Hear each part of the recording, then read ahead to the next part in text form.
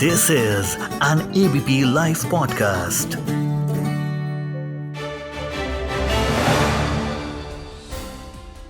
Durga Puja. Oh, my bad. It's Durga Pujo. It's an emotion for me. Growing up in Kolkata, we used to wait whole year for these 4 days. Our preparation for Pujo used to start 1 month early actually. Buying new clothes, cleaning the house, making plans with friends. Those were the days.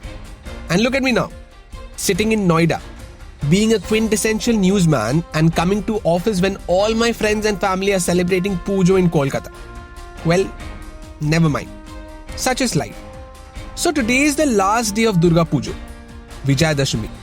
By the way, happy Dashera to all of you. Now, Durga Puja is a grand festival for Bengalis. If you visit Kolkata during the Pujo, it's a whole different city altogether. Lakhs and lakhs of people flocking the streets, visiting pandals, long queues outside restaurants. I know it sounds chaotic, but for a Bengali, it's one of the most beautiful scenes. But sadly, today is Dashami, the last day of Pujo. One of the saddest days for every Bengali. But today, I want to talk about another aspect of Pujo, something that is often overlooked. Pujo is a big event for the Bengal economy as well. Pujo brings joy for everyone, even for a person who sells tea at a small roadside stall. Today, I want to talk about the economic aspect of Pujo, how Ma Durga brings peace, joy and wealth for everyone. So welcome to Clear Cut, only on ABP Live podcast. This is yours truly Bengali newsman Rudrashis, and today let's talk about how Durga Puja pumps up the Bengal economy every year. Now, Bengal's cultural extravaganza is a big economic event. It is estimated that during the period of Durga Puja, transactions worth rupees 40,000 crore is done. And it's not just during the 3 or 4 days of Puja. The festivities actually start at least 3 or 4 months prior to the Puja. More than 40,000 community Pujos are organized in West Bengal, which is a big reason for the huge pump in economic activities. Durga Puja uplifts the micro-economy of the state because the Pujo industry involves people from 5 industries, namely those building the pandals, idol making, electricians, security guards, priests, dhakis, the laborers who are involved in the transportation of the idols, and those associated with bhog, or in other words, the catering business. Now, technically speaking, this is the core Pujo business, this idol making, pandal making, etc., etc. But other industries like fashion, textile, footwear, cosmetics, and retail sectors also see a huge rise because of the purchasing capacity of the consumers during this season. On top of that, tours and travels, hotel, restaurant, film and entertainment business also experience a huge rise during this period. However, this year's Pujo is special in many ways. Firstly, Durga Puja celebrations had stalled in the last 2 years because of the COVID scare. It wasn't completely stalled, but the excitement, the Pujo enthusiasm wasn't there. So this year, Bengalis are double excited for Pujo. And secondly, Durga Puja has been accorded the tag of UNESCO's Intangible Cultural Heritage. It has been expected that this year, the Pujo economy could surpass 50,000 crore. So it's a very proud moment for Bengalis and Indians as a whole. But some controversy also surrounds this extravaganza as well, which is the 60,000 grant given to 40,000 Puja organizers by the Bengal government. As I keep on saying, nothing, and I mean nothing, is immune from politics in this country. It has been a highly debated subject, basically a political slugfest. Never mind. Now it's been estimated that the Durga Puja industry is growing by 35% every year. According to the British Council, Durga Puja contributes for 2.58% of West Bengal's GDP. And after a lukewarm Puja in 2019 and 20, this year it's expected to break records. Now these are some numbers. And now to speak more on this, I have Mr. Sourav Bhattacharya with me, who is the economics professor at IIM Calcutta. So, welcome to Clear Cut, sir. It's a pleasure to have you on the show. Thank you, Rudrashis. It's an honor to be here. Well, sir, I'm sorry for reaching out to you on Durga Puja. I know being a Bengali, I can understand the emotion every Bengali has during Durga Puja. So, being a Probashi Bengali, I have to sit in Noida and do my work while you enjoy the pujas there. I'm slightly jealous, but happy for you as well. Thank you. I'm having lunch outside with my daughter. Thank you. I miss those scenes. From Kolkata. So, sir, coming to our show's topic today, the economic impact of Durga Puja. We all know it's a grand celebration for every Bengali around the world. We go back to home. It's kind of a homecoming for everyone. But something that people don't often talk about is the economic aspect of Durga Puja. And it is estimated that Durga Puja pumps rupees 40,000 crore and creates almost 3 lakh jobs in the Bengal economy. What's your take on this? Do you think the Bengal economy can do more, or this is way more, they are overcompensating? What do you think of this?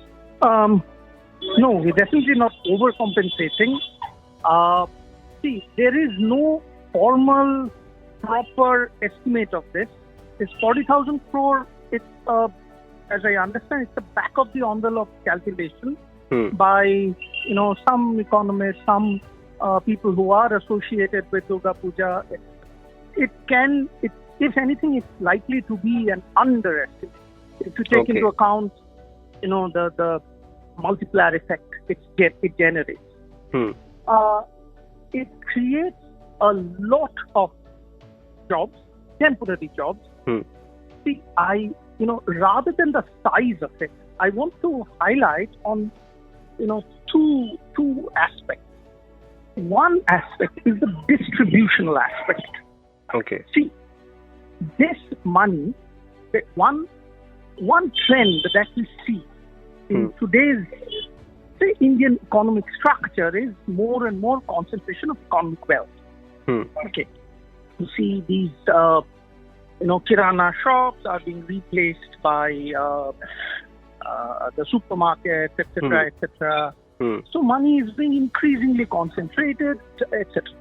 The Durga Puja is one case where there is a sudden bump in the economy, 40,000 crores, as you said, but this money stays local, is distributed to the, throughout the society, especially to the lower rungs.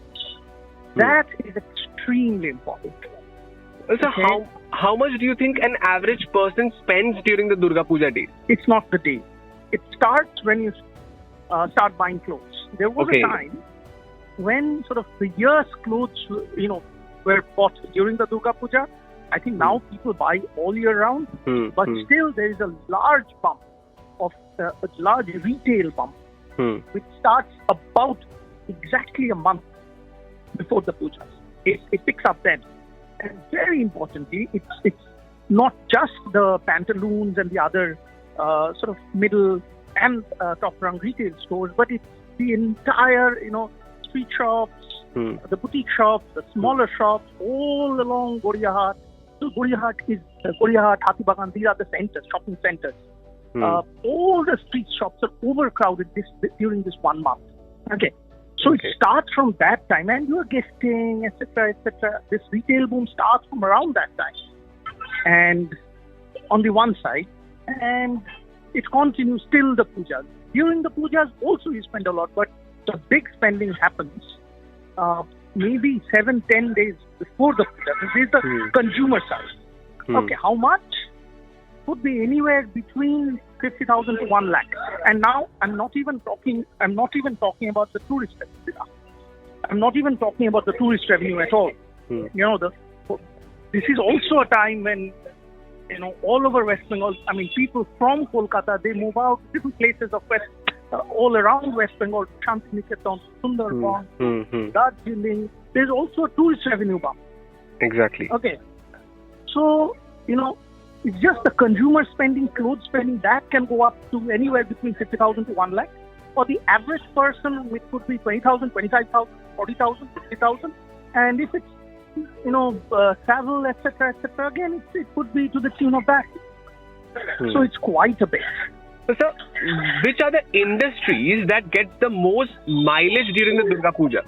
All kinds of retail, restaurants. I think food and retail, these are the two big industries that get massive mileage. And then, of course, there is the Durga Puja industry, which is, idol making, idol transportation, pandal construction, and there is this. It's call it the art installation business. So this is also one which is there only during the Durga Puja. That's the core Durga Puja industry.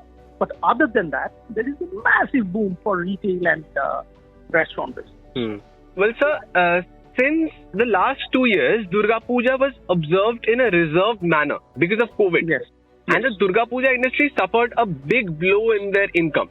Yes. But this year, it's back to the previous grand celebration. Yes.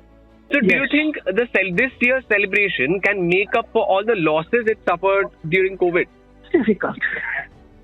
See, it's hard. Think of the person, for whom, rest of the year is some kind of, maybe he is an agricultural laborer. Okay? His income bump is only during the Durga Puja, where maybe he is a dhaki. He travels to the city and plays dhak in some city Durga Puja. With that, he buys books for his child.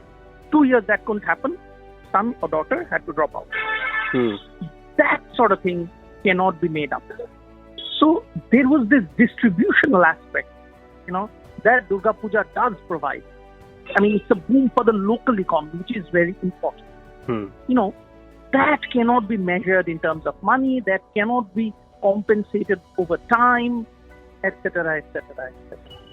So that, the hit that the local economy takes, especially in the lower rungs, lower reaches of the society, that cannot be sort of smoothed over time. Okay. A boom 1 year cannot make up for a bust or a low income or a drop in income in another year. That's a problem. Okay.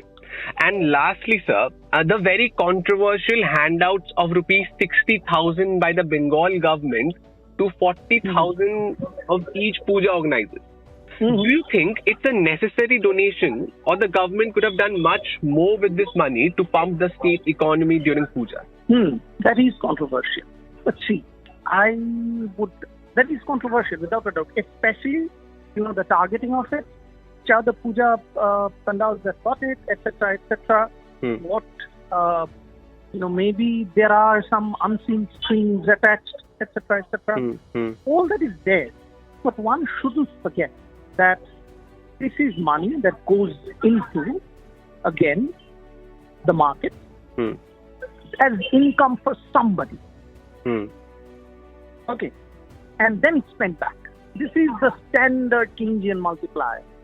A puja committee gets this, spends this extra money for maybe something which is maybe unnecessary, whatever, some lighting. But somebody who is a laborer or somebody who is in the industry or who provides the lights for rent, he or she gets the money, and he or she again spends it in a Goriahat street shop to a street vendor. That street vendor gets the money, who again spends it. So this is the money that circulates in the economy. So it's a full cycle. It's a cycle. Could it be spent better? Maybe there are better methods of targeting, but it's not very obvious that there could be some other easy method of targeting, because this money does cycle. Okay, maybe conspicuous consumption, but this does cycle. That's the point. Okay. Well, sir, thank you so much for your time, for your precious time. It was really lovely speaking to you. Thank you, Rudrashis, for giving me this opportunity. It was wonderful. Thank you. And I hope you have a wonderful puja And as we say in Bengali, Sharodiyar Shubhecha Roilo. শারদীয়ার শুভেচ্ছা, অনেক ভালোবাসা। Exactly, sir. Thank you so much. So that's all the news and scoops I have for you today. This episode was produced by Lalit. This is your newsman Rudrashis Kanjilal signing off. Have a great day ahead and keep listening to ABP Live podcasts.